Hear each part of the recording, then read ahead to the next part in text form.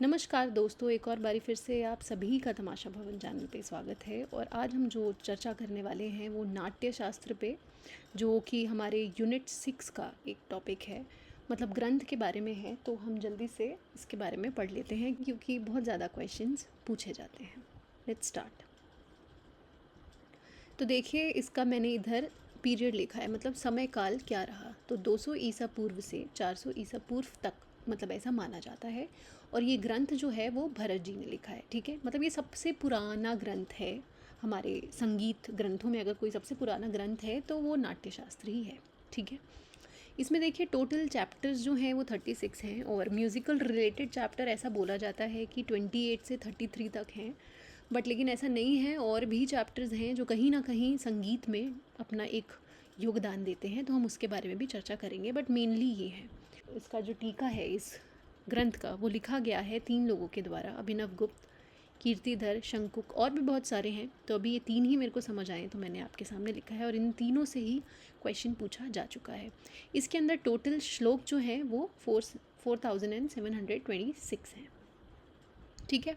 तो चलिए अब हम एक नज़र डाल देते हैं कि थोड़ा सा टाइमलाइन देख लेते हैं, ओके, कि किस चैप्टर में क्या है, फिर हम डिटेल में जाएंगे। हम ये टेबल जो है वो देख के एक बारी समझने की कोशिश करते हैं। मतलब छोटा छोटा है ये, थोड़ा सा आप चाहे तो इसका स्क्रीनशॉट ले सकते हैं। और अगर आप डिटेल में चाहते हैं कि इन चैप्टर्स में क्या है, ये जानने के लिए आप मेरा टेलीग्राम चैनल जो है वो ज्वाइन कीजिए। वहाँ पे मैंने नोट्स जो हैं वो प्रोवाइड किए हुए हैं PDF के फॉर्म में, ओके।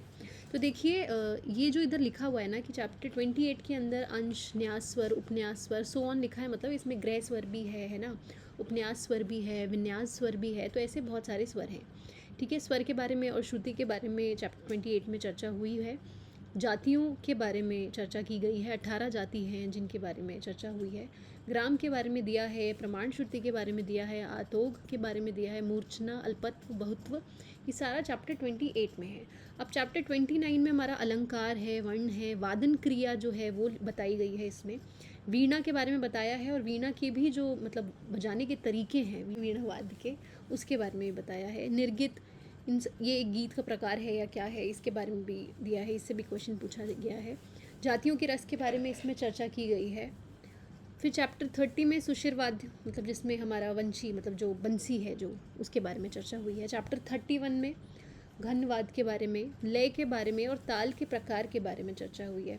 चैप्टर 32 में ध्रुवा के बारे में बताया गया है। चैप्टर 33 में गायक और गायिकाओं के गुण और दोष के बारे में चर्चा की गई है। चैप्टर 34 में कुतब, पुष्कर, पुष्कर जो है एक तरीके से अवनदवाद के लिए ये टर्म यूज़ होता है, जो भरत ने यूज़ किया था। फिर चैप्टर 6 में रस और भाव, चैप्टर 7 में भाव, विभाव, अनुभाव, चैप्टर नंबर 8 में सारा डांस से रिलेटेड है, और चैप्टर नंबर 17 में हमारा काकू से रिलेटेड है। तो चलिए अब हम चैप्टर 28 को और थोड़ा सा डिटेल में पढ़ते हैं। देखिए चैप्टर नंबर 28 के अंदर भरत ने वाद्य के लिए ये टर्म यूज़ की है, आतोग।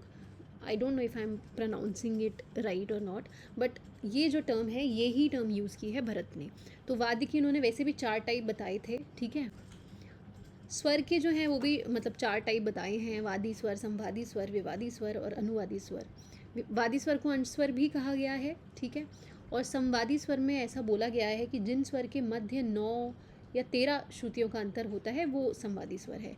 विवादी स्वर के बारे में बताया है कि इसका मतलब जिन स्वर के मध्य 2 श्रुतियों का अंतर होता है वो विवादी स्वर है। और फिर अनुवादी स्वर की बात की गई है। ग्राम में इसमें 2 ग्राम के बारे में चर्चा है, षडज ग्राम और मध्यम ग्राम। न्यास की संख्या जो है वो 21 दी है। न्यास स्वर का मतलब इसमें ये था कि गायन के अंत में इसका प्रयोग होता है। आज के टाइम पे न्यास स्वर का डेफिनेशन बहुत डिफरेंट है, बट पुराने टाइम पे मतलब एंडिंग के लिए इस न्यास टर्म का यूज़ होता था। प्रमाण श्रुति मतलब 2 श्रुतियों का जो अंतर होता है उनको प्रमाण श्रुति कहा जाता है। देखिए अब इधर अंश और ग्रह स्वर जो है इन्होंने 63 दिए थे, और अंश स्वर के 10 लक्षण भी दिए हुए हैं, ठीक है। फिर उपन्यास स्वर 56 दिए हुए हैं। इन सब के बारे में लिखा हुआ है, आप चाहे तो पढ़ सकते हैं। कोई ऐसे बहुत बड़ी बातें नहीं लिखी हैं, बहुत ही बेसिक चीज़ें इसमें लिखी हुई हैं, और कुछ ज़्यादा हिंदी के वर्ड्स जो है वो यूज़ किए गए हैं। फिर उसके बाद शाडव से 14 भेद, 47 उपभेद होते हैं, और औडव से 10 भेद और 30 उपभेद होते हैं। तो इसके अंदर उन्होंने जातियाँ जो हैं वो 18 जातियाँ बताई हैं। षडज ग्राम से 7 और मध्यम ग्राम से 11। षडज ग्राम में 4 शुद्ध है और 3 विकृत है, और मध्यम ग्राम में 3 शुद्ध है और 8 विकृत है। तो ये जातियों की चर्चा जो है वो चैप्टर नंबर 28 में की है भरत ने। नेक्स्ट देखिए, अब ये सारा मैंने नाम लिखा है, ये आप देख सकते हैं कि षडज ग्राम में जो 7 उन्होंने जातियाँ बताई हैं वो नाम लिखा है। ये नाम भी आपको पता होने चाहिए, तो आप एक बार इसको पढ़ लीजिएगा। और इधर शुद्ध जाति और विकृत जाति का भी जिक्र चैप्टर नंबर 28 के अंदर ही हो रखा है। तो इधर ये भी लिखा है कि संपूर्ण जाति में कितनी जातियाँ होंगी।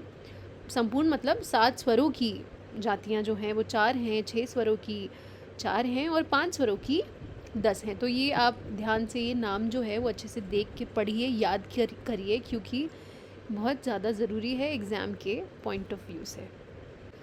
नेक्स्ट देखिए, चैप्टर नंबर 28 के अंदर ही उन्होंने मूर्छना के बारे में भी बताया हुआ है। ठीक है, उन्होंने कहा है कि षडज और मध्यम ग्राम दोनों से 7 मूर्छनाएं होती हैं। ठीक है, अब इसमें देखिए साधारण, काकली, अंतरस्वर, कौशिक, इन सब के बारे में भी जिक्र किया हुआ है।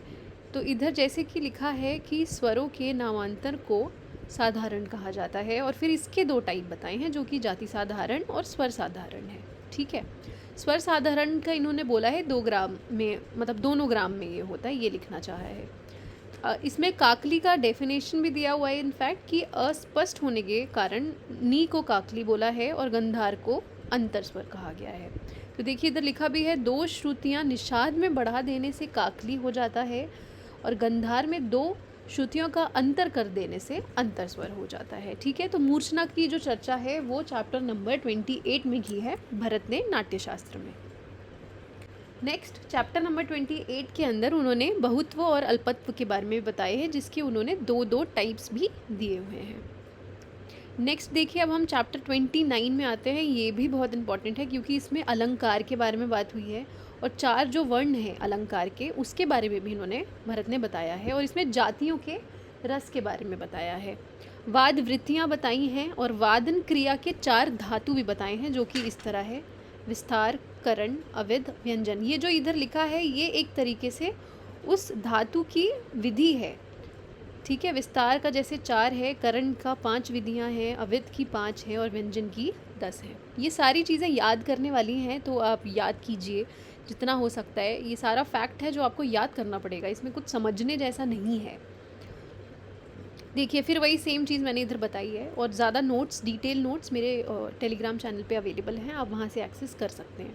अब देखिए चैप्टर 29 में उन्होंने गीतियाँ जो हैं वो भी डिस्क्राइब किया है। ठीक है, जो कि गांधर्व में यूज़ होती थी: मागधी, अर्धमागधी, संभवित और पृथुला। ठीक है, तो अब इन सब का डेफिनेशन दिया है, ये आप पढ़ सकते हैं, ये भी इंपॉर्टेंट है। अब देखिए इसमें लिखा भी है कि ये ध्रुवा में इनका प्रयोग नहीं होता था, इन गीतियों का कहाँ पे होता था, सिर्फ गांधर्व के लिए होता था।